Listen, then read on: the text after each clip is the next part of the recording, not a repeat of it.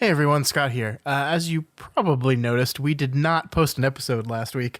As many of you know, the reason for that is because last week I tested positive for COVID-19, which was not very fun. I'm okay now, obviously, but it put me on the floor for a couple days and we were unable to get together to record and edit and release an episode in time. And I was just too sick to post anything else on that day besides a quick tweet letting people know that the episode wasn't going to happen. So I'm feeling better now, and I thought I'd release this bonus episode of Other Levels of the Tower, our Patreon exclusive show, to the public, just as a makeup for missing last week's episode. So what you're about to hear is an episode where Matt and I talk about Dr. Sleep, the film directed by Mike Flanagan based on the Stephen King novel of the same name. I think it's a good conversation. We both really enjoyed the movie. I try to only post these public ones on the ones that we really liked the movie, unlike Firestarter, which is what we did this past month. But I hope you guys enjoy it. One more quick programming note. Our schedule's a little messed up right now because Matt is traveling this week. We were supposed to either record 2 episodes last week or record 1 episode and then plan to release a bonus thing this week. But obviously my illness messed with all that. We didn't want to do another week without an episode, but Matt doesn't get back to his house to record until midweek. So instead, what we're going to do is we are going to have an episode this week. We are just going to release it late. It will release on Friday, the 24th of June instead of Thursday, the 23rd. So it'll be the same time. It'll be the same chapters we were supposed to cover last week, but it'll be out Friday this week. So again, sorry about that. We should be back to our normal schedule next week. Everything will be good going forward from there, but just a little bit of weirdness this week and last week. And sorry about that. And just a general note for y'all out there. If you ever don't see an episode or wondering what's going on, the best place to find updates on the schedule, updates on us, is via Twitter.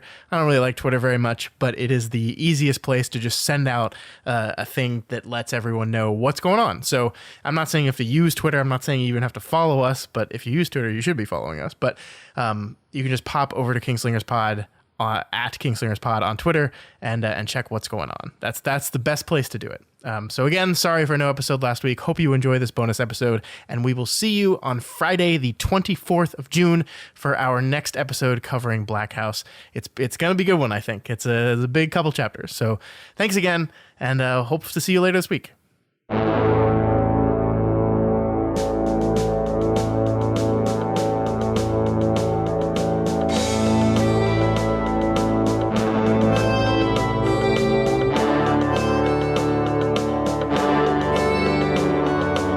Long days, pleasant nights, and welcome to another episode of Other Levels of the Tower, the Patreon-exclusive bonus Kingslingers podcast, where we discuss adaptations of Stephen King's works.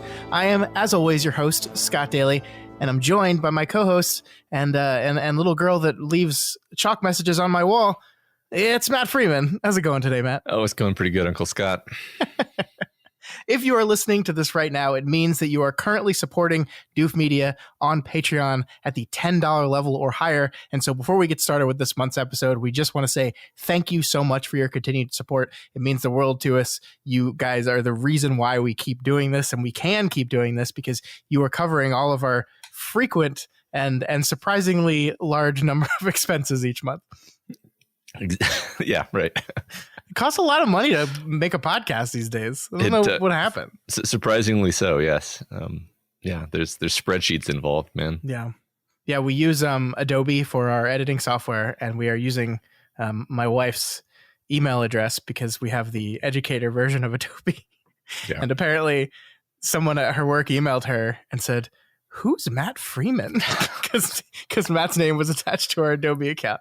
We're like, oh no, we're busted. Yeah. So we might have to actually start paying for the full price version, which is a lot of money. Oh no, we're ruined. So thank you to everyone who's supporting us, because you are the reason why I'm not freaking out about having to switch to the full price version of Adobe Premiere. Yeah. Seriously. Yeah. Thanks. Thank you. This month on the show, we are going to take a look at the 2019 adaptation of Stephen King's novel, Dr. Sleep. This is one we talked about last month. I think we originally planned to do Chapelwaite, which is the new 10-episode show based on Jerusalem's Lot, the short story that we talked about right after we finished Salem's Lot. The plan was to do that. We bit off a little bit more we can chew this month, combined with my terrible illness last week. I just didn't have time, so we decided one 3-hour movie, a little bit more achievable than one 10-hour movie. Yeah, that would not have worked, and No, it would not have. And I'm glad that we bailed on that. Yes, but in the stead, we get to talk about Dr. Sleep, which is one of my favorite movies of the last 10 years. So I'm so happy to finally get to talk about this movie with you, Matt, because I've been wanting to since I saw it, and now we can. Yeah. I mean, basically, I had heard really great things said about it. I think some of them by you. And then I had also seen, the trailers and just been really captivated by the trailers and was just like, man, I like some trailers just make you want to see a movie. And I was kind of like in the back of my mind frustrated because I was like, God, there's just no way I'm going to see this movie because we're trying to do this project and I can't just go out and see it because I might, spoil something or ruin something we're going to do with our Kingslingers project.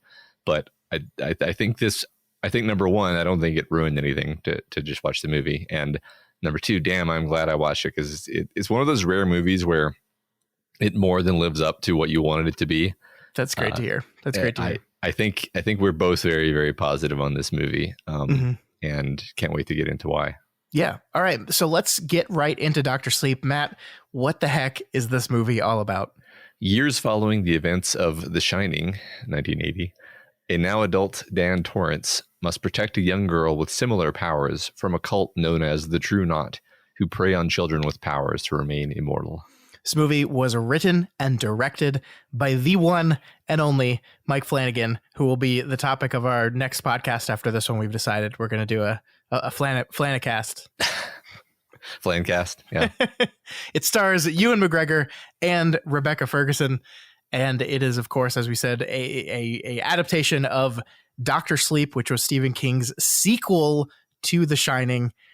I think the place to start with this is how insane it is to do a sequel to a Shining and then to attempt to adapt the sequel to The Shining. Because I mean, like, notoriously The Shining is a movie that is completely unfaithful to the source material. In fact, it's a movie that Stephen King famously does not like. Mm-hmm. And so this book, of course, remains faithful to the characters and the way things ended in the novel, The Shining. But you can't adapt that version of the story because it's not the one that everyone that goes to the movies is going to recognize. So you have to basically make it a sequel to the movie, but you also need Stephen King to sign off on it, which he's not going to do that if it's the sequel to the thing he hates. So it's just kind of like this project to me is just kind of insane, just from the conception standpoint of trying to attempt something like this. And it's a miracle to me that it's good. Yeah, I agree with all of that. It's like you have to do such delicate surgery on the plots of these two things to make them line up without any particular seams. There's one thing about the ending of this movie that I felt was a bummer. I don't necessarily want to say I'm disappointed by it because that implies that like I'm blaming the movie, but like I definitely thought that it was a bummer of an ending. I think of this as the best Dark Tower movie that we've got so far. and what I mean is this feels so much like parts of the Dark Tower where you have these characters who have psychic powers running around and doing like astral projection and jumping into people's dreams and seeing visions and like fighting monsters and gunfights, right? Like very like it feels very much like something that would happen in the middle of I don't know, not Wolves of the Kala, because that's one that takes place in Midworld, but one of the ones, I guess the early part of the Dark Tower novel, sure, where they're spending a lot of time on Earth. Like it just had that vibe for me. And that was one thing that I just loved about it, as I was like, oh, like this is Stephen. This side of Stephen King is the like adventures and psychic powers and guns, and it's very like pulpy, but in a way that's also carrying all these weighty themes. And I just was absolutely tickled. I totally agree. I mean, this is I've long said Mike Flanagan is the only person I want in charge of a Dark Tower adaptation. He gets King in a way that no one else working right now really gets King. He understands it, and I agree with you. There's a lot of theme and tone and feel of Dark Tower here. I think King's source material helps with that a little bit, but not exactly, because this is a movie that is not exactly true to what King's story does. Obviously, the entire third act is different for necessary reasons. The Overlook Hotel does not exist in King's novel. At the end of The Shining, it goes boom. So there's no Overlook to go to. They do go back to Colorado in the book, but there's like just a wooden platform that was built on the remains of the Overlook, and that's where the finale takes place, which is like emotionally an impactful set piece, but visually much less impactful than going back to the Overlook and walking through the walls of the Overlook again. I think that's like, to me, Flanagan has the biggest balls of any director and writer ever to not only go like, all right, here's the deal.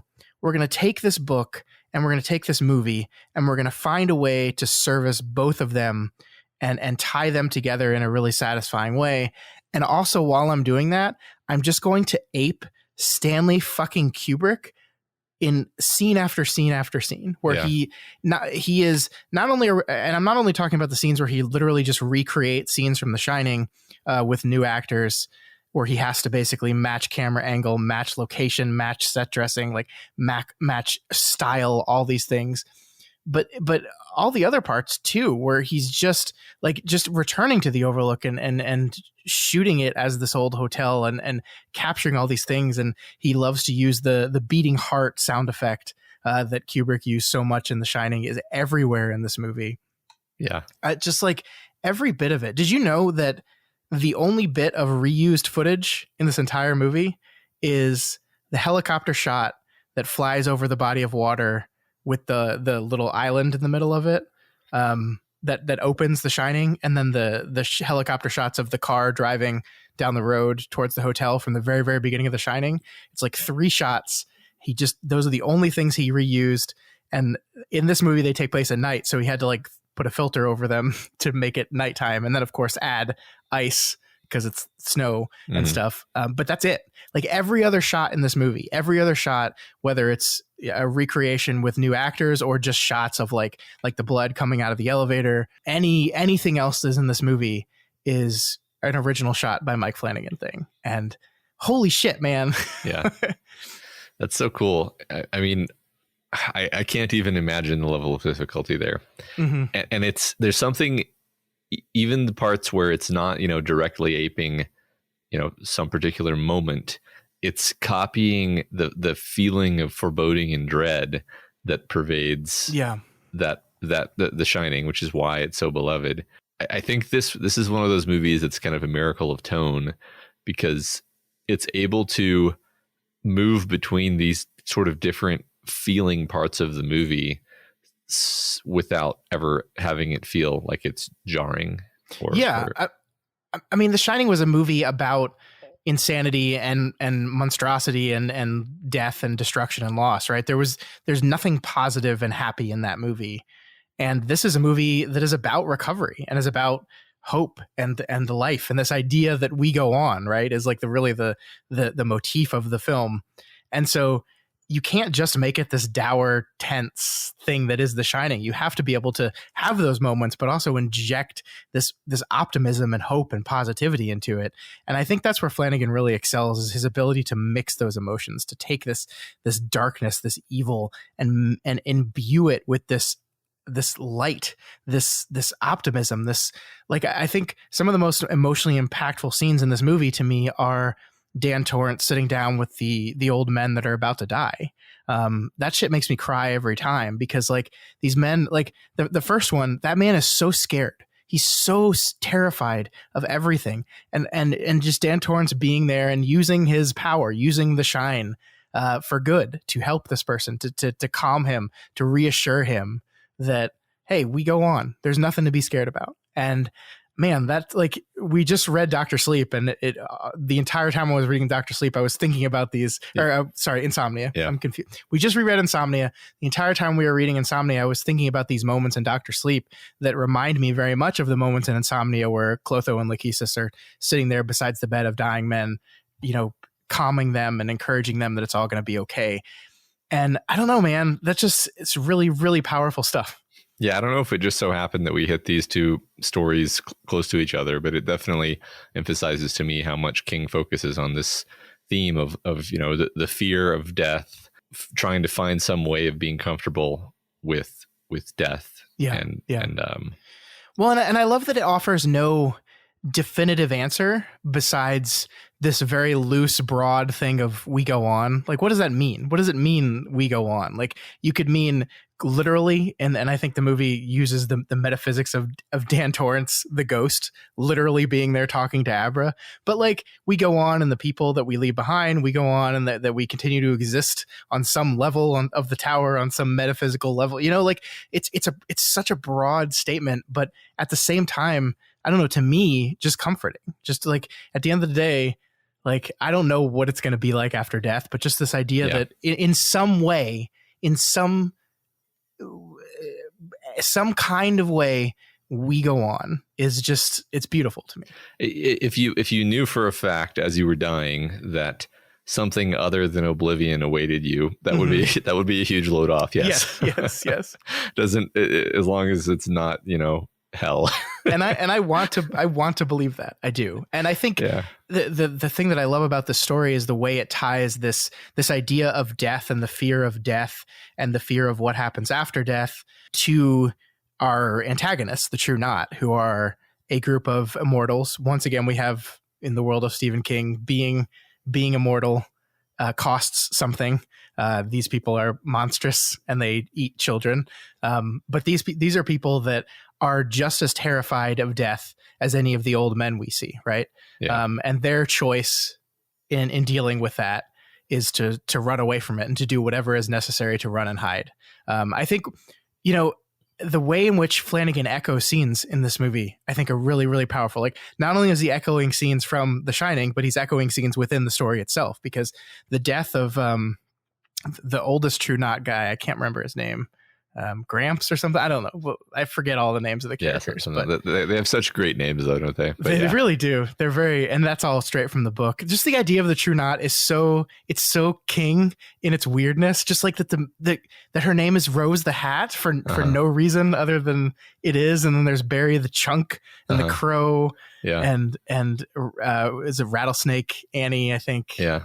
It's wonderful. I love that Rose is so like protective of the hat, but like there's no reason, like it's not like it's implied the hat is magical or something. She's just like, I just need it's the hat. She just loves it. It's just her hat. Yeah. Like when it gets knocked off her head in the grocery store and someone goes to pick it up for her and she's like, no. Yeah. it's really good. Yeah. I love that. But yeah, like when Grandpa Flick is his name, when Grandpa Flick dies, his death echoes the death of the old man sitting in bed with Dan Torrance, right? Mm-hmm. And Rose being there trying to comfort him echoes the way Dan Torrance is comforting that old man. And the ways those differ are really fascinating to me, because like they're both afraid. Dan is telling her, you don't need to be afraid. Like, think of your loved ones, think of your kids, and and all Rose the Hat is like, no, you're not afraid. I refuse to acknowledge your fear at all. You witnessed the fall of empires, and no one like this is afraid. And of course, it doesn't comfort him at all.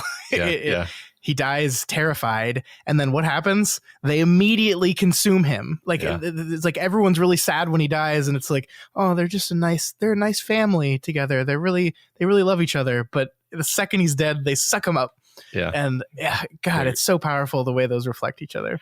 Yeah, I love the tap lucidum eye effect that like the vampire looking eyes. But yeah, no, I love that moment where it's clearly contrasting. Like he and all these other vampires have lived this totally self-oriented, selfish life, just interested in prolonging their own existence, and it's given him basically no comfort, nothing to rely on in this final moment of fear. and yeah, like you said, she can't accept that he's afraid, and he's like, I am afraid though. Yeah. And they don't do anything. Like their existence is so sad because I mean, look, I don't want to knock people that drive around the country in motorhomes. Like that's a way to live your life. And in some ways I envy them, but like they're spending eternity doing that, like spending eternity not really living in civilization, living on the edge of it, living in a mobile home, constantly hunting because you just can't, like, there's never enough steam to really sustain yourself the way you want it to be. They don't do anything. Like they don't accomplish anything. Yeah. They don't build anything. They don't have any relationships with anyone other than each other. And you get the sense that their relationships are just these like static and very sort of transactional things where it's like, look, like the reason we stay together is that we all have minor superpowers and it's easier for us to get steam if we stick together. Yeah. And really they don't seem to care at all when like 80% of them are killed and you know. Yeah. I mean, Rose definitely gets upset, which is like the second movie we've seen in 2 weeks where people are experiencing pain and Rebecca Ferguson has to scream out as if she's also in pain because that also happens in Dune. That's true. But yeah, I mean, I find the True Knot so fascinating because they are such a weird invention that in this world. We've never seen anything quite like them in Stephen King's universe, but they slot themselves so perfectly into the universe in that they're just weird and transient and despicable. The Jacob Tremblay murder scene is one of the most disturbing things ever put to film. Yeah, I was surprised at how much they showed. They actually, like, Flanagan shot way more of that. And I think it was his wife, Kate Siegel, who was like, you got to cut more of this out. It's too much. And I think I watched the director's cut of this movie, and I think the director's cut has even more blood. But like the original, like the shot that they did before that was even more going on, more of Jacob Tremblay just screaming. And like he was screaming to the point where they were worried if he was okay. And then they'd cut and he's like, okay, cool. Do we need another take? And everyone else is just like an emotional wreck. He's like, come on, get it together. Yeah. I don't know. Like just even before I had a kid, I think now it's only going to enhance it. But just like this little boy, like crying out and being like, are you going to hurt me? Please let me. Like, it's just horrifying. It's just absolutely horrifying. And they are so indifferent to it. And it's a horrible scene. Yeah. Really, one of the remarkable things about the movie is that can be in the movie and somehow doesn't like ruin it. Yeah, you're right. So a minute ago we were talking about just how. Sorry, yeah, I'm flying through topics here because I've been waiting for 2 years to talk about this movie. Yeah, no, that's okay. I just wanted to, we were talking about how solidly it's able to navigate between tones and how important it is to really hammer in the heart and the theme of redemption and all of that stuff we were talking about kind of hangs on Ewan McGregor being able to carry it.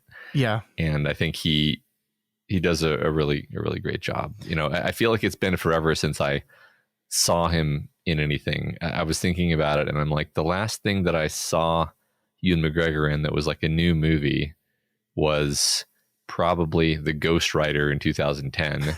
And he's been in a lot of stuff, obviously. Like this is just one of those things where I think especially after Star Wars, he was like, I don't want to make big movies anymore. I just want to make little movies that are fun for me. Or maybe he's not getting hired. Who knows? But anyway, it was good to see him again and be reminded how good he is. Totally, man. I think when I first heard of him being cast, I got to say my gut reaction was, okay. Yeah. But then you forget how just innately talented of an actor Ewan McGregor is, and he's absolutely wonderful in the role. I think you're totally right.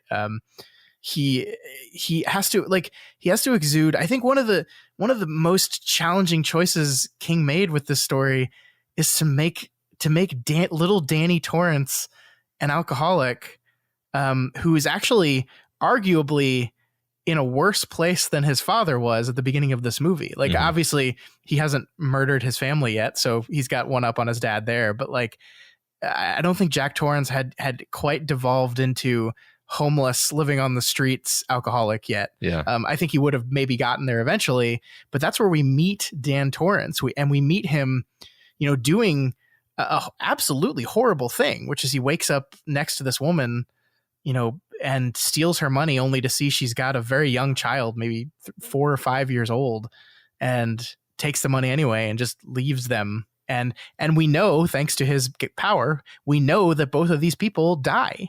And would him leaving the money have kept them from dying? Probably not. I think that was maybe an inevitability that you can't save a person from themselves, Mm-hmm. But that it's such an interesting place to be introduced to this character that I think we have such empathy for going into the movie, because he had to live through this horrifying ordeal. Yeah. And so we come in with empathy. We do the whole beginning of the movie stuff where he learns how to lock the ghosts away into boxes, and we're like, yeah, you can live a normal life now. And then we meet him as a drunk wreck who you're like, come on, man, you knew who your dad was. How did you let this happen to yourself? And it's because he's not really ever dealt with that stuff, and it's destroying him. Yeah, I think that's the way in which the movie is sort of broken up naturally into parts is interesting, because that whole first part of the movie, I don't know if it's my favorite. It might be my favorite, though, despite the fact that it doesn't have any of the awesome stuff and the Rebecca Ferguson scary stuff. It's basically just like Dan Torrance, like hitting rock bottom, realizing he has to do something to change his life, or he's going to literally die probably, and running into the guy who ends up becoming his friend, and starting to go to AA, and getting the job at the hospice, and realizing that he can finally, I think for the first time in his life, put his power to some positive use instead of just defending himself against evil spirits. And that's this fantastic arc where you see him go from just like completely self-hating and feeling like a failure to being someone who he has a lot of regrets, obviously, and McGregor's performance continues to carry the fact that he's this sad, regretful man, but he's doing something positive with his life now, and he has hope, and then that's where kind of Act 1 ends, and then we move on into the kind of the main plot, which is all the stuff with True Knot. And Abra, who Stephen King says he did not name her Abra, meaning to go with abracadabra, and I just say, bullshit, Stephen. I don't believe you. Why would you come up with the name Abra if you weren't playing off abracadabra? Like, even the movie makes it very clear that it's a play off of that. Yeah, that could be one of those things where he thought of it and then he forgot why he did it that way. Later. Yeah.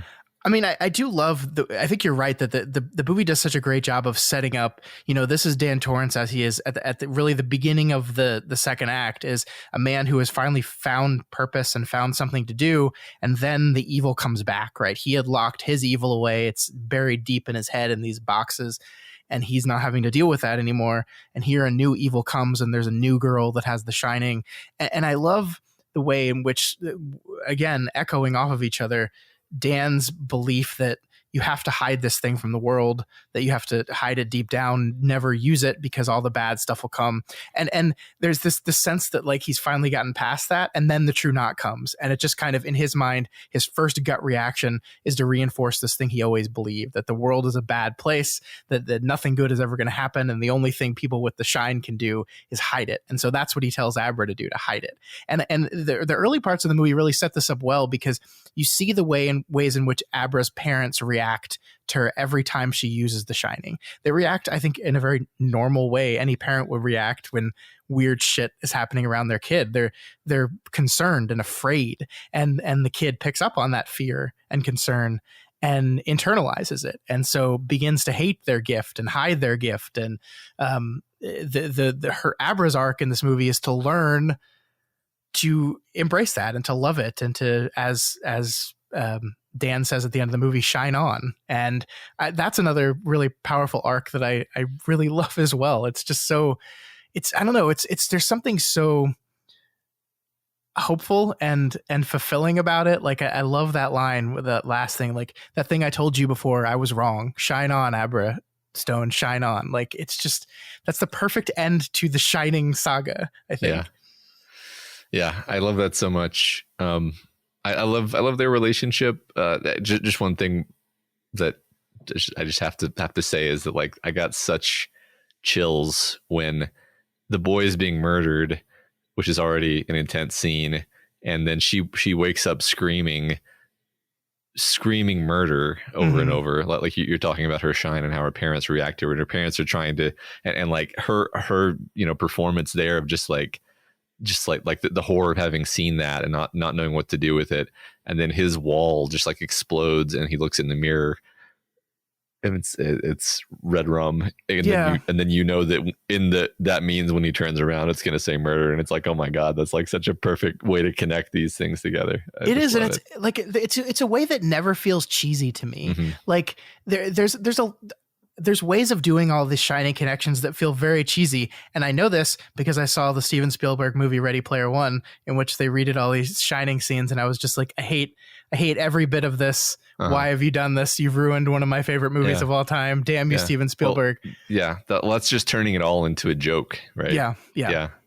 And this understands that it can be referential to it and call back to the same moments, but twist them in fun ways. That's the fun thing about this is he doesn't, that red rum is not written on the wall. Murder is written on the wall. Right. Unlike in The Shining, which Dan wrote red rum, and if we flipped in the mirror, so everything's flipped a little bit, and that's just a creative way of doing that callback. Of course, the one thing that's cool is that the last R in murder is reversed so that it looks like a proper R in the mirror, which is just like it was in the Shining. So which is a thing that never really made sense, but who cares? Who cares? Exactly. Yeah. It's so good. I love that. And then, even the thing like with the ghost, the woman ghost showing up in the bathtub, that was a thing where it's like, I think if that had been done just slightly wrong, it would have come off as super cheesy. But as it was, it's really unnerving and creepy, this idea that these ghosts are haunting this boy. Yeah. It actually kind of reminded, I think maybe this was an intentional homage. Maybe this is just the logical way to do this, but it really reminded me of the Sixth Sense at the beginning of the movie when he's a little boy and he needs to go to the bathroom and he's trying to walk through the halls of his house, and he knows that the thing is in the bathroom. I don't know. Did you catch that at all? Do you know what I mean? I absolutely know what you mean. Yeah. I mean, there's like this little boy, mixed up in stuff that is way beyond him that he doesn't even know what to do with. I think it's so terrifying. And I think a lot of what I think King did with the sequel is, I mean, the story he tells when the reason he wrote this book is because everyone kept asking him, what happens to Dan Torrance after, like, what happens to Danny and Wendy after The Shining? What happens to them? And I think in deep down, a part of him goes like, you don't want to ask me that fucking question because you're not going to like the answer. And I think that there's so much of that, especially in the early part of this book. Well, you want to know what happens? The ghosts find him and they terrify him until Dick Halloran comes back and teaches him a way to lock them up. Danny becomes an alcoholic. Wendy dies young. Like, these are not satisfying. Like, these are not like the things you want to know about your characters when you close the book. And I think that's a lot of like, he's working out a lot of his frustration with the idea of people constantly asking him what happens to the characters after the story is done. It's like, it's not good. It's not happy. There's no happily ever after once the story is done. And so he's willing to embrace that, and while also finding a really cool angle to tell this story and to really explore these things, and getting into these concepts of recovery and alcoholism. Dr. Sleep was obviously written after Stephen King was in recovery. Shining was written before, and so it allows him to again take another angle on the idea of addiction and alcoholism, coming from a place of a person who much better understands what it is and how it controls you. And so you can look at Jack Torrance as his version of that concept, not fully understanding what it is and what it means. And you can look at Dan Torrance as, okay, I get it now. And I think Mike Flanagan, I don't know if he has addiction problems. I know he said he's sober. So maybe he was suffering from alcoholism and has gotten sober. But I think there's a lot, like he channels a lot of those ideas into the characters. Like, I don't know. This is the only Flanagan thing you've seen, right? I'm not sure. That's a good question. Let me check while you probably continue to make your point. Well, I think one thing you'll notice very quickly about Mike Flanagan is he really loves monologues. He really loves long speeches by characters. And Midnight Mass, his most recent thing, is the thing that like people are joking around. I think a lot of people love that, but they're joking around that like that's just a bunch of that show is just a bunch of people giving really powerful monologues. But there's a lot in this too, and I think one of the most powerful scenes to me is Dan getting his 8-year sobriety chip, and the speech that Ewan McGregor gives there, I think, kind of gets into a lot of what the movie is trying to do with this concept of marrying the Kubrick version of Jack Torrance to the Stephen King version of Jack Torrance, right? Mm-hmm. This is a character who in Kubrick's eyes is nothing but monstrous and evil and was arguably a terrible monster before he stepped one foot in that hotel, to the King version of a broken man who just didn't quite get the help he needed and was corrupted by these forces that were beyond his control. And I think that speech in particular is really trying to take those two concepts and push them together and to create a complete holistic view of who this person was. Because yeah, he was a bad guy. He did bad, terrible things. He hurt his kid even before he went into the Overlook, and then he tried to kill both of them. But he wasn't all bad. Like, I love the speech of like, I remember my dad had a 5-month chip. And so there was a time where he was sitting in front of all these people and hoping that he could be where I am today.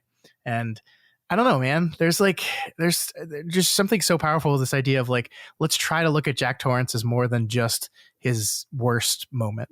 Yeah. Right. I think the typical way of looking at this is just that it's using the genre conceit to amplify something that's very real, which is, the alcoholism. And you take the idea of the fact that somewhere in the world, some man has probably at some point been alone in a cabin in the deep woods with his family and drank too much and gone crazy and killed everyone. Like, this is probably a thing that's happened. And it's like, sure. So you use the genre tropes to talk about that and talk about like the ways in which the world puts pressures on people. And if they're, you can say that they're not strong enough, you can say that they're evil, or you can say that maybe things could have gone differently if they just gotten help or if they hadn't been put in this position in the first place. And Kubrick is definitely a way more nihilistic, negative artist than King. Like, for all the fact that King is the king of horror, his everything we've read has had this streak of like the white running through it. Yeah, right. My dude is a softie. He really is. Yeah. He writes some of the most horrifying scenes and things you can absolutely imagine, but he can't help but be a softie at the end of most of this stuff. Yeah, I think it's funny. We talk about like the Bachman persona is the persona where the horrible thing does happen at the end, and there's no redemption, and it just sucks, and it's just bad. But yeah, like I feel like almost everything of his that I've ever read has ended with the good guys winning. Mm-hmm. Maybe some good guys have to die to get there, but it just and that's like, I think, even the ending of Dark Tower, he can't help but leave you with that little stitch of hope. It's like, I feel like the most cynical of him wants to end the story with, haha, fuck you, Roland. But then he has to give him the horn. He has to put that little bit in there at the end to just say, no, it's okay. There's still hope left. Mm-hmm. Yeah. I'm because that is, after all, I think the theme. It's not the idea that just like, you're damned, you're just damned. It's that our own nature sort of damns us until we can overcome our own nature, and there's always hope that you can overcome your flaws.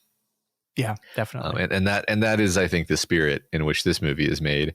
I will say, so I said at the very beginning that I thought it was a bummer how well, okay, I said it was a bummer ending. Specifically, I thought it was a bummer that Danny Torrance dies by getting blown up in the hotel. Yeah. Because I was just like, man, like this, I felt like this was going to be a movie about him growing beyond this and defeating it and beating it and not having to live in fear of it anymore. And actually he saves Abra, true, and maybe she gets to go beyond this and not be dominated by it.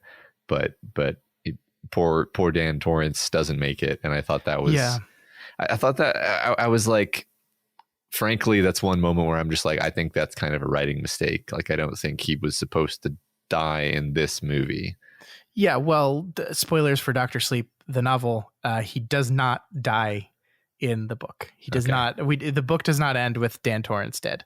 Yeah, I mean, like, I think it's a lot of things, right? Because I think what a lot of that scene is doing is taking the ending of The Shining, the novel, and marrying it with the ending of the movie, right? Because it's actually the way Dan Torrance is possessed by the hotel and is able to like come back to himself at the last moment and kind of accept his fate and die in the hotel is very similar to Jack Torrance in the book. And so I like a part of me, I totally agree with you that it doesn't seem fair, but part of me is like saying this is like Dan Torrance making up for the way the movie got it wrong. Yeah. And so like the way the debt is being paid here is he's completing the circle. He's doing the will of Ka that did not get met by the way the original movie ended, by, you know, basically subsuming the Jack Torrance role in the end, but doing it in a way that he's able to stop himself before he actually hurts Abra. But I mean, I agree with you. Him dying is a bummer. I think the final scene with him as a ghost still really works on me, but I do wish there was a way we could just have him not quite kick the bucket yet. Yeah, because that makes it a much more cynical take where it's like, okay, this is a movie where he starts out hitting rock bottom. He fights bravely and mightily to gain sobriety and live a good, like, humble life. But then when the ghosts come back, which, I mean, you could just metaphorically say, like, when the alcohol comes back and comes back into his life, he's forced to sacrifice himself.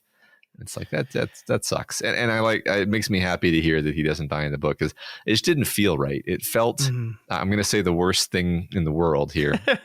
Felt like Game of Thrones season 8, where there's a sudden departure from a propulsive, tightly woven plot that was character driven and made perfect sense at every turn, into suddenly characters doing things that don't quite make sense, and for reasons that you have to assume are like the necessity of how they needed the plot to go.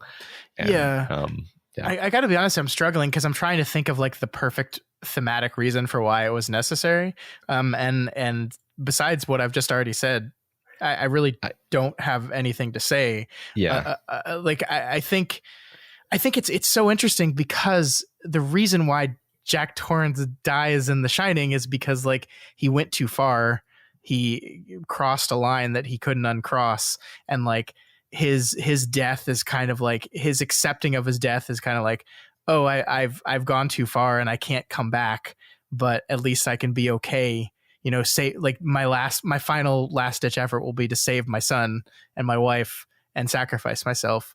Like, Dan Torrance didn't get there. Like, he's way further along the line of recovery than his father ever was, and so like there's no redemption needed for him. And if we're trying really hard to tie it to the woman and her child from the very beginning of the movie, I don't know if the movie makes that tie explicit enough to get that, like, he has to sacrifice himself here because he did the wrong thing back then, and this is the way he can redeem himself. It's just not quite there. No, I mean, I think what you said a minute ago about like the thematic connection, like, it makes intellectual sense to me. It was just in the moment I didn't feel that it was emotionally authentic to what the story was doing and what the character should have been doing and all of that. So that it's funny because, like, that was like a a relatively noticeable false note in an otherwise incredibly perfect performance is kind of what I would call it, where, Sure. where you're like, yeah, it was definitely not a thing that I liked or thought worked, but it's in this context where everything else was so good that it doesn't really harm the movie for me. And still, you know, despite all that, I actually agree that him being a ghost who guides her is sort of it's like, okay, well, at least you're giving me that bone, so Yeah. fine. Yeah. It is interesting. Flanagan really just like lets people die in this story a lot. Like his friend Billy shoots himself in the head like completely senselessly, like they've already won, like they've defeated everyone, and Snakebite Andy just at her final moment makes him kill himself. Abra's father gets stabbed. I'm pretty sure Billy does die in the book. I don't think Abra's father is murdered in the book. So that one really stood out to me as just like that's just mean. This is mean. But I think it's because so much of this story is about the idea of death, right? I mean, the titular Dr. Sleep comes from because he's the guy that you know shuttles them off to sleep. Which, by the way, in the world of the movie, the guy that calls him Dr. Sleep is the man that dies. So the only way the other residents of the hospice would know about that is if Dan told them. It's just like, yeah, so they're calling me Dr. Sleep. So if you want to pass that along. Yeah, I'm like a superhero. I help you die. I like the cat. That was a fun touch where it's like the cat is also a creature of the netherworld. That's actually apparently based off a real cat who seemed to have like supernatural ability to know when someone in hospice was on their last leg that would do a similar thing. Which is fun. I don't, you don't know how they're, it's probably a combination of their sense of smell and other super powered senses that we don't have. But that's just a really cool concept. Yeah, right. I it's funny. I didn't remember that consciously, but I think I'd heard that before. And so when it showed up in the movie, I was like, oh, that's a great touch. Yeah. Yeah. When Snakebite Andy tells him to kill himself, I was like, oh no, he's not Roland, and so he's not resistant to her magics. Is that a Dark Tower movie? I'm sorry. They're gonna never forgive you for that. I know. Snakebite Andy is such an interesting character to me. Actually, it's so funny because the book is it's a book called Dr. Sleep, and the first scene of the book is the movie theater scene where they see Snakebite Andy doing her thing, and so when you're reading the book the first time, you're like, oh, so is this Dr. Sleep? Because like the first thing she does is make that guy go to sleep and that to take his money and then carve into him to teach him a lesson. And it's like, oh, I found it. I found Dr. Sleep. It's this girl. That's surprising. I didn't know that was going to be. And then of course it's not, but it's just fun how it fakes you out in that way. Yeah. But I think, Andy and Rose are supposed to mirror Dan and Abra, right? I think that's one thing that the movie's doing. And I kind of wish they lean into that a little bit more. I think the director's cut, spends a little bit more time with them. In the book, actually, there was a romantic relationship between Andy and Rose. Andy was not 15 in the book. They aged her. In the book, she was an adult, so not creepy. But there was more of a romantic thing going on between them, and I think Flanagan wanted to echo the Dan and Abra relationship a little bit, and so he kept her as a teenager, similar to Abra's age, and so we could really reinforce that mentor-mentee relationship there. But I wish they kind of played into that a little bit more. That doesn't get a lot of screen time, but there's just so much going on in this movie. I understand why we couldn't do that. Yeah. That would have been interesting. I liked, that they definitely did take the time to characterize our antagonists. I thought it was interesting how what they chose to do with Andy's character. I guess, in the typical movie of vaguely this type, you might expect some kind of redemption from the Andy character, but we don't get anything like that, which is totally fine. I just, yeah, I mean, I think it goes to show that like Rose's influence on her is ultimately destructive and terrible, and like the only thing she can accomplish in her pathetic short life is to kill someone who had already won, you know, this completely senseless, meaningless death. Yeah. And like, I do love the moment. Like they do have a lot of good moments earlier in the story. I think it's just like the second and third acts kind of let their relationship go. Like I love when she's explaining to her what's going on. I love when Snakebite Andy first wakes up and she's like, am I even human anymore? And the response is, do you care? I love that kind of stuff. I love Andy's anger and horror at the idea that they could still die. Where it's like, did I promise you immortality? No, I said you would live long. There's a lot of stuff there that I really, really like. I just think the second half of the movie loses their relationship a little bit as it's trying to do so many things where Rose is becoming increasingly unhinged. Yeah. It just loses a little bit of that interaction between the two of them. Yeah. Yeah. I mean, I agree. I would like to see more of that. I found myself wondering why they chose to recruit her rather than just harvest her for steam. And I guess it's probably not that complicated. It's just like she showed herself to be kind of a predatory sort of person.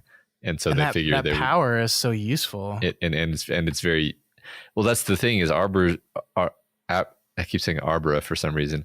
Abra's power would obviously be useful to co-opt as well. But I think they just kind of know that they would rather just that it's not going to work, that they can't actually turn her, so they don't even try. Yeah, and I think you know, maybe Crow wanted to turn her at some point, and I think Rose is just like kind of consumed by her greed. Like I love the idea of like keeping her as a cow or something, which is just an absurd thing. Like she's so powerful that would just immediately fuck you over, but Rose is like so consumed with the greed of the chance that this whale shows her that she can't see anything else. And that, I mean, that's in the end, that's like why they lose, right? Is they're like so consumed with overconfidence and the greed of getting this girl that they don't see anything coming that happens. Yeah. I love that they call her a whale. I love all of their jargon and like it gives you this sense that, you know, this correct sense that they've been living together for so long that they have this highly refined jargon for talking about, you know, harvesting people for their magical essence.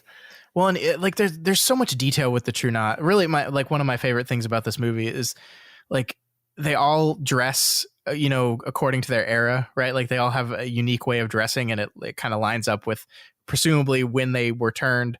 I love the detail of each of the steam canisters is like adorned with trinkets of whatever kid they took the steam from in a horrifying way. Like I think one of the canisters has like the Boy Scout pin thing that you put the pins on as you get them. I think that's Cub Scouts actually, but which is just, God, freaks me out because but like there's so much detail to that. I like Rose the Hat's trailer is like impeccably decorated, like it's beautiful and ornate in there, but on the outside it's just like looks like kind of a dumpy trailer. Like there's so much detail into what they look like and how they act and how they move. We haven't talked about the opening scene with that poor little girl Violet, but that's one of the most like terrifying scenes of the movie because I love how Flanagan shoots like this very like innocent scene between Rose and this little girl Violet, and then like you hear the branch break and you cut out to the forest and you see the crow standing there, and then you hear another one, and then there's like 6 of them standing there, and it's just like the way Flanagan just like effortlessly ramps up the tension there with just cuts, like no movement, like none of the characters are moving yet. We're just cutting. It's so good. Yeah, right. It makes you feel so surrounded and claustrophobic without even with that, like you said, no movement. There's no jump scare.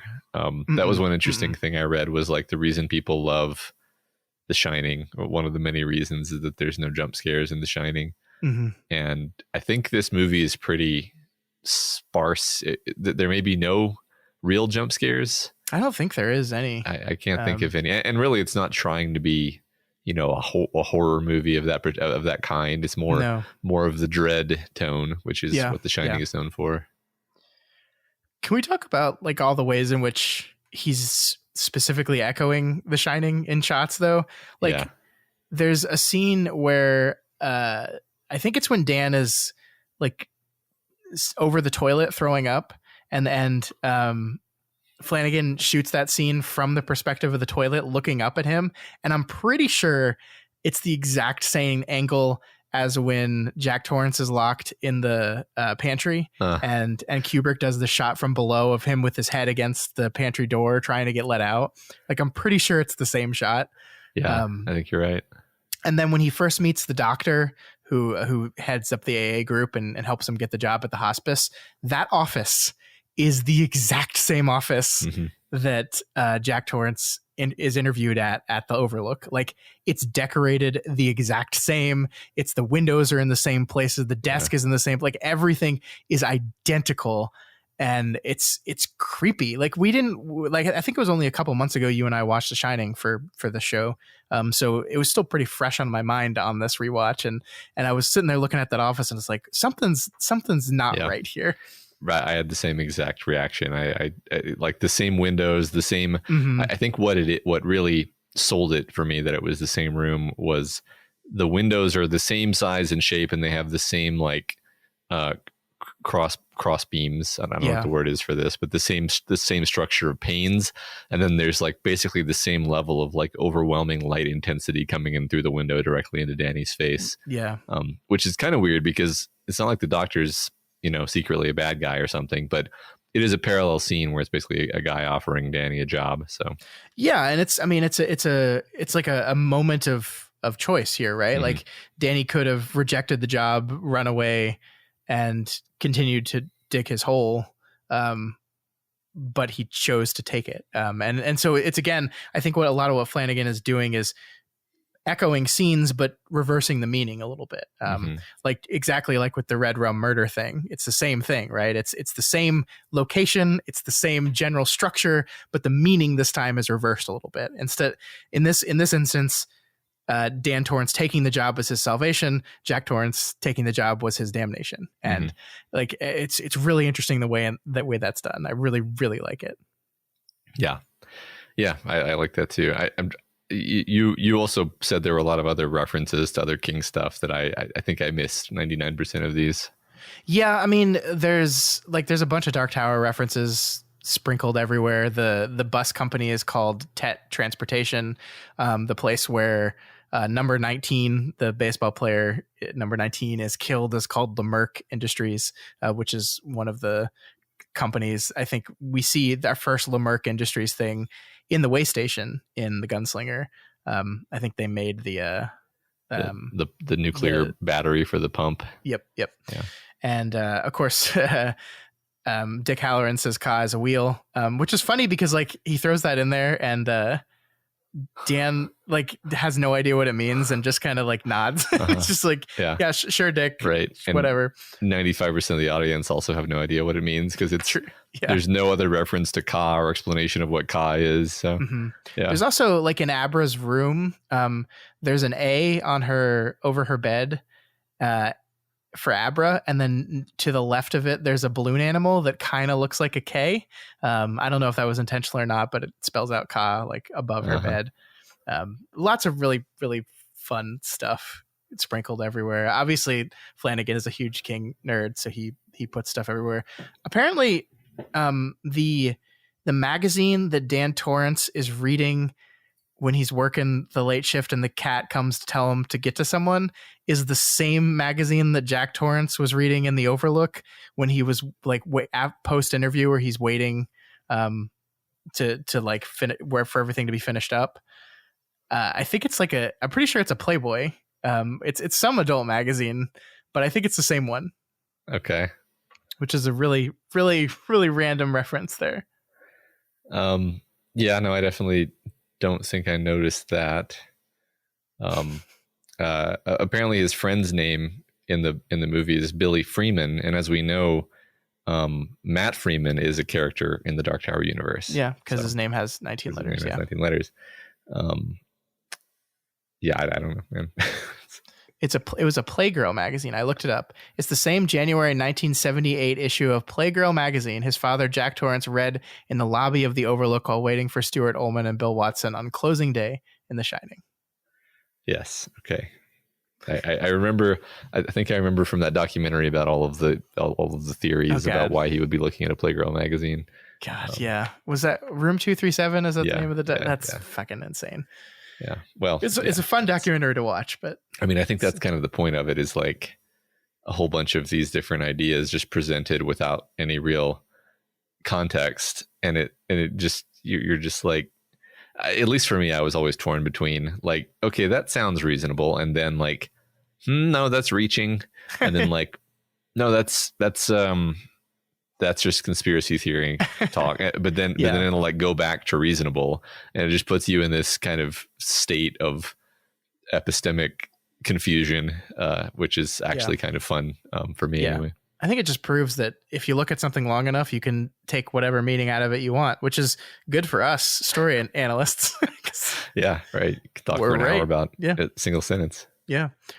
I think the one thing I want to talk about is the big choice to not only refilm all the Shining stuff, but to recast the characters. Mm-hmm. And I think this was the best choice Flanagan made, because there's a version of this movie in which we get a CG Jack Nicholson, a CG Shelley Duvall, and a CG young Dan Torrance, right? Mm-hmm. A CG Dick Halloran. All like we get a computer graphics version of all these, because all these people have retired from acting, so there's like no way they could have gotten them back. And I think the guy who played Scatman Carruthers, I'm pretty sure is deceased, so they couldn't have gotten him back. But right. I like there's a version of this movie in which that is done, and it's the worst version of this movie. I think choosing to cast people was a great decision, and actually it's incredible how well they did. The woman who plays Wendy did such a good job. There's a moment where I think it's when Danny is talking to Dick on the park bench, where he's teaching him how to use the box thing, where Wendy is terrified and trying to find Danny, and she screams Danny and runs up to him. And if you told me they just layered Shelley Duvall's like line over the top of that, I would believe you, because it sounds like it's Wendy. It is Wendy Torrance. Like, it sounds so fucking spot on. The way they had her look and the way they had her act just looks perfect. And like there's like Jack Nicholson is one of the most distinct looking individuals in the universe, right? And the guy who plays Jack Torrance was never going to look like Jack Nicholson, but it doesn't matter. Like the movie had enough faith in the audience to just go, I'm going to tell you this is Jack Nicholson. You're going to see it and you will accept it and believe it. And right. And he was right. Yeah. Like, he was right. And in fact, it takes you out of the scene much less to just be like, that's clearly not Jack Nicholson, but I believe I will buy that that's supposed to be Jack Torrance because this is a movie.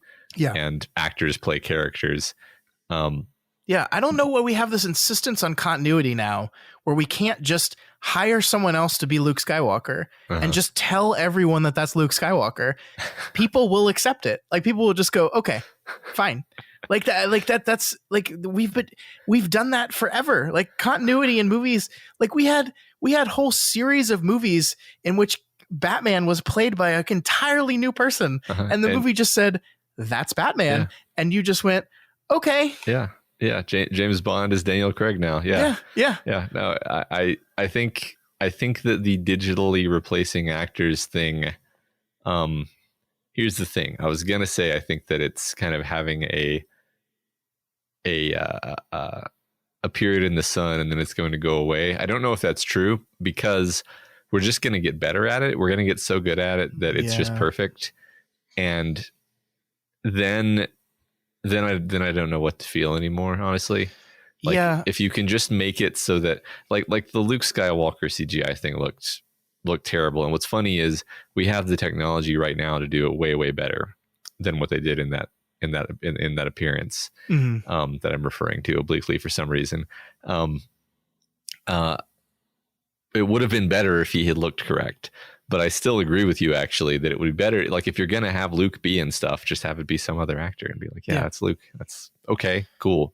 I get it. He's got the green lightsaber and he's got the one glove on his hand. I get who it's supposed to be. Don't treat me like an idiot. Yeah, I mean, watching a movie is an exercise in suspension of disbelief in general, right? Like you're sitting in a room with a big screen in front of you. You're being told that this stuff is real, and your body and your mind will buy it eventually. And so, just this belief that you could not ever possibly buy that someone else is Jack Torrance is just false. So we have to CGI it because no one else can be Jack Torrance. No. Henry Thomas played Jack Torrance, and he did a pretty fucking great job because the scene between Dan and the bartender, who is his father, is one of the best scenes in the movie. It's so good. Yeah. Right. I love that scene. Let's talk about that scene for a minute because I fucking love that scene. And all he really has going for them, by the way, is like the hairline. That's all. That's the only real nod to like this is supposed to be Jack Nicklaus. And he's kind of doing it. Like that's the thing is he's not really doing an impression. Like he's not doing a Nicholson impression. He's just like he's leaning into it just a little bit, right? Yeah. Not just a little bit. And if there's a line that he's saying that like echoes a line from The Shining, he kind of will maybe put on a little bit of an affect to hit the same beats of that line. But for the most part, yeah, he's just acting, and it works. And I mean, I love that scene. I love that, you know, Dan is being entirely honest, and it's almost as if Jack like refuses to admit who he is for the longest time. Like it's so like as the bartender, he won't admit it. He's like, I don't know what you're talking about. I don't know what you're talking about. And then when they get to the bathroom, that's when he kind of starts treating him like his son for the first time. You know, which is an interesting reflection of The Shining, where Grady. It wasn't until he gets to the bathroom that Grady like admits who he is. That might be a director's cut thing because I don't remember them going to the bathroom. Oh, really? Oh, man. I was going to talk about how good that scene is because Flanagan copies the Kubrick cutting the 180 degree thing where he just breaks the 180 degree line over and over again in that movie or that scene. And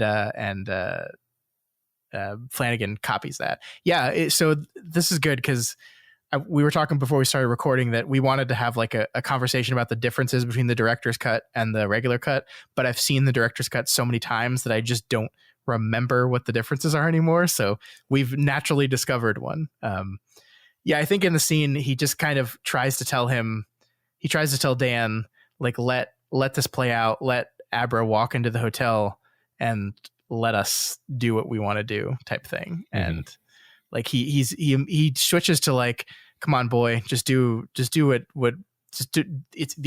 doing nothing is the easiest thing to do in the world, which again, I think goes back to the Dan's kind of earlier attitude of getting through the world of just, you know, staying quiet, staying under the radar, making yourself hidden and small, and nothing bad will happen to you. But that's ultimately a terrible way to live your life. Yeah.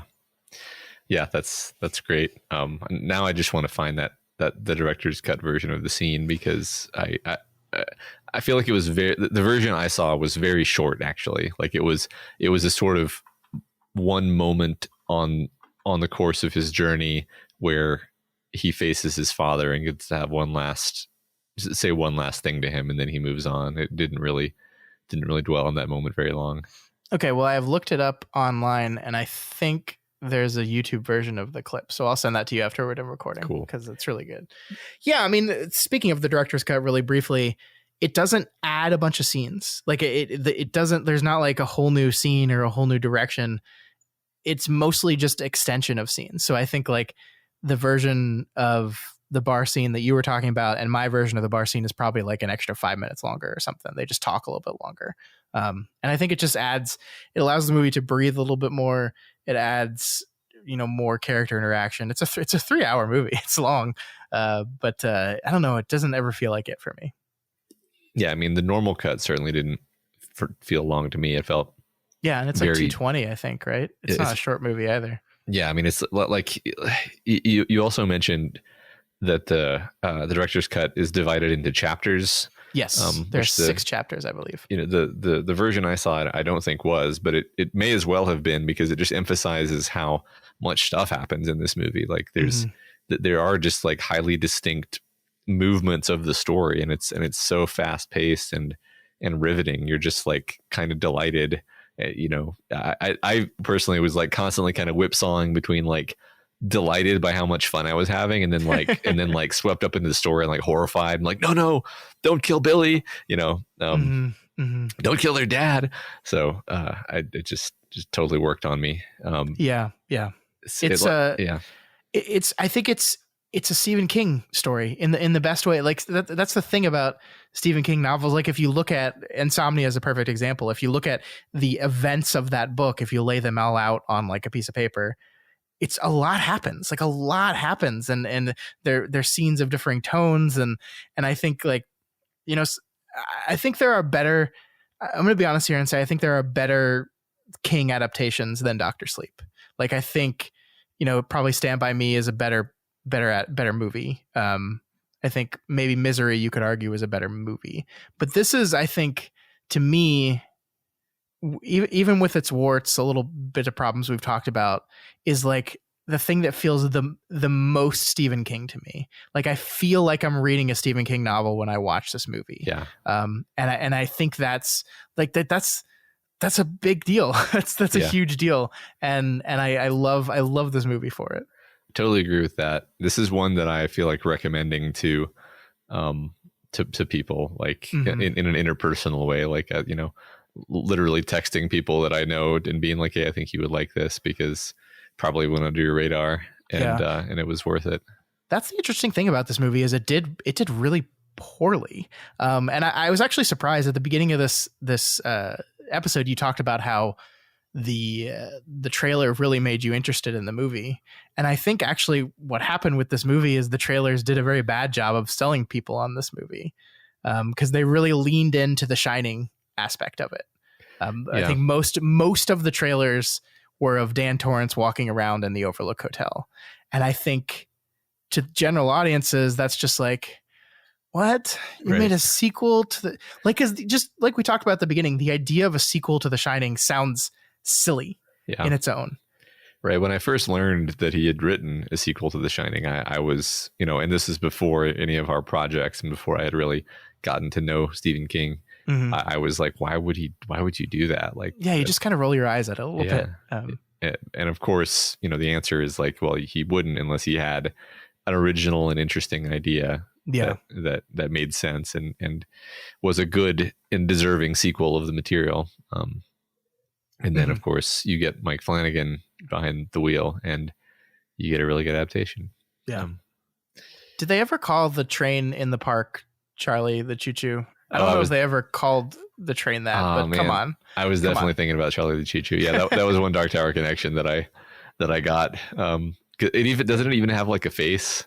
I'm pretty sure it has a face. I don't think it does, actually. I think you probably just pasted one on. I probably just mentally decided it was Charlie the Choo Choo and was waiting for it to flash its lights at him. Yeah.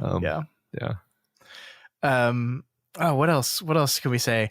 I think this is a movie that I am very confident in saying that in like 10 years, 15 years, it's gonna over time build its audience and find its beloved status amongst people. I think there's a lot of constant readers that have already kind of caught up with this movie, if maybe they didn't see it in its original theatrical run, but caught up with it afterwards and really fell in love with it themselves. I think one of the things that happened too is they released it in November. It came out like right after the Halloween season, like, which doesn't, you release this movie mid-October is when you release it. It's the perfect, it's Halloween time and I want to watch a spooky movie.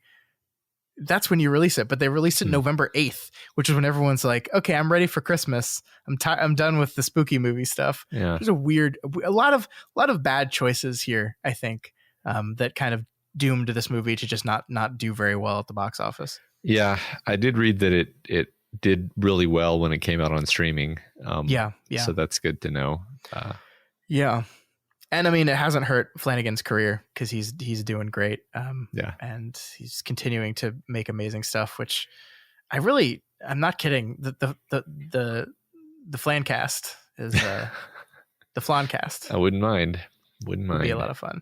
So I was doing my long monologue talking about how he loves to monologue, and you were looking up if you've seen any of his movies. Did you?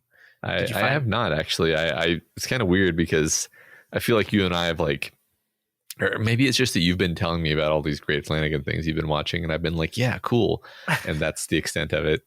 But Yeah. I definitely need to get on some of these.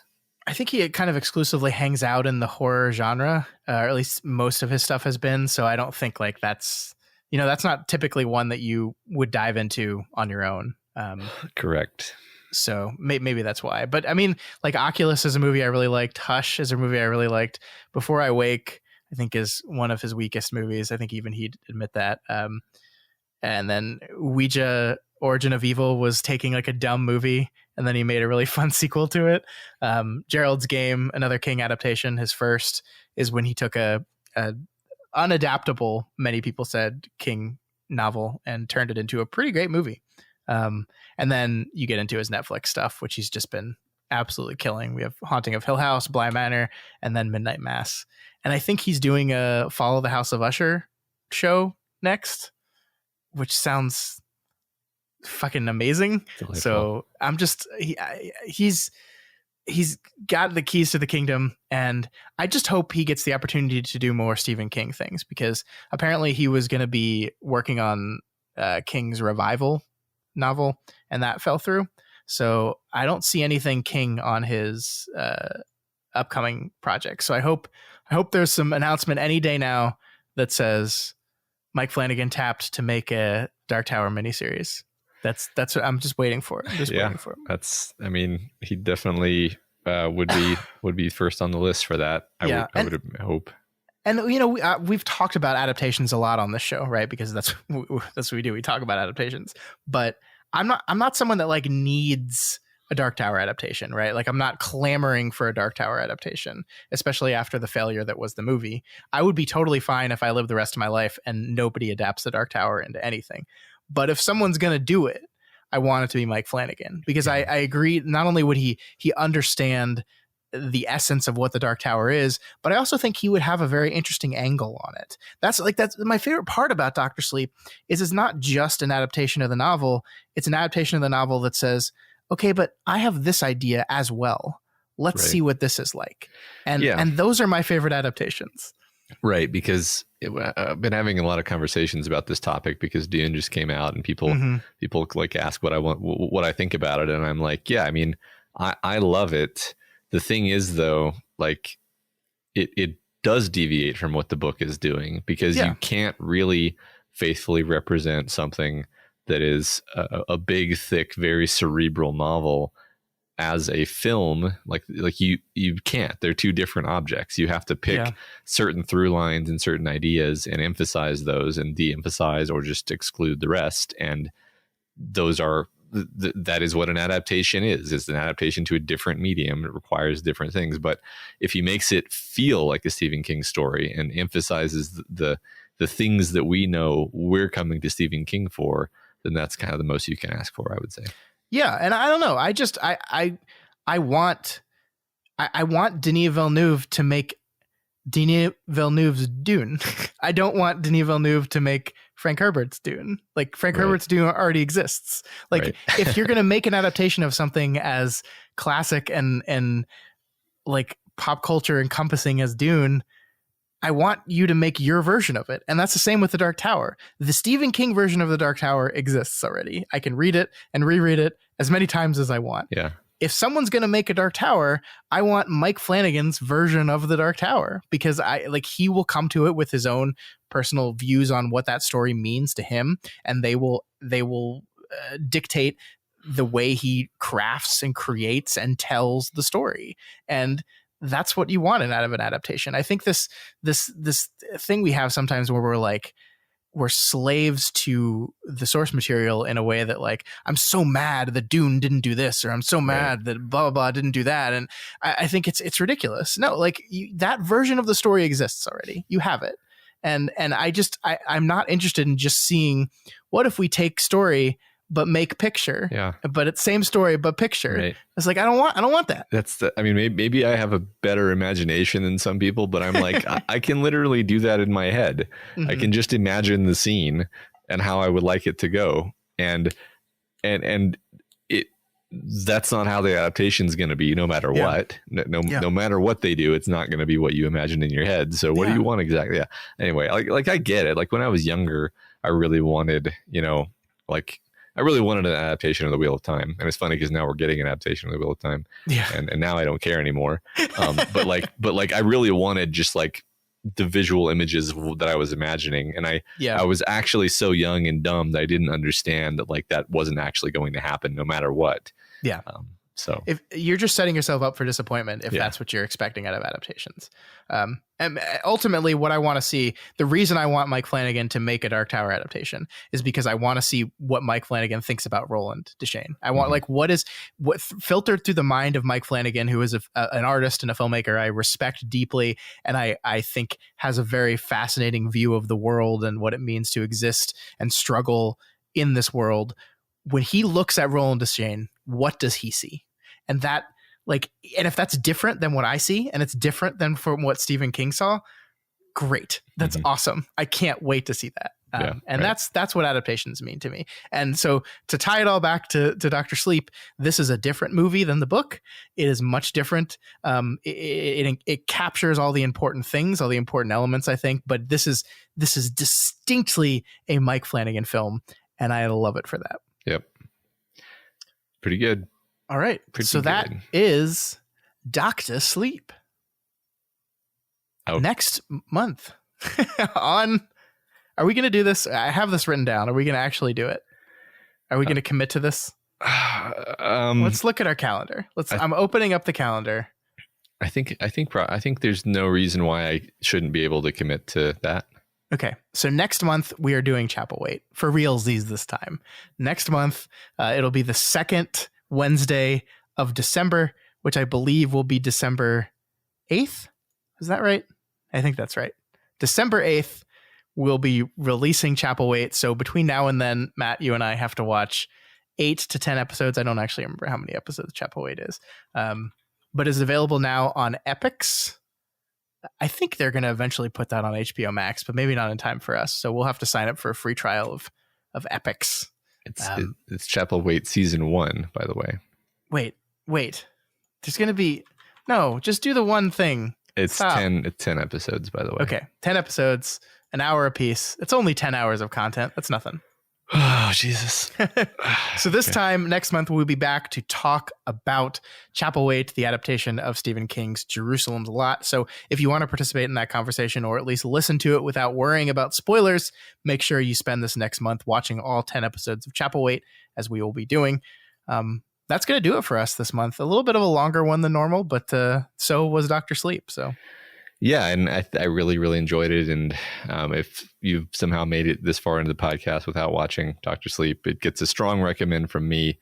It's very fun. Feels very much like a Stephen King novel in a way that almost perhaps none of these other movies have. I mean, I agree that Misery is like a classic film that everyone should see, but Misery doesn't really feel like what I think of as Stephen King. It's its own thing. So yeah, I agree. All right, Dr. Sleep, see it. Watch it again. If you haven't seen it in a while, watch it again. It's great. All hail Mike Flanagan. The subject of Flanslingers. Flanslingers. Gross.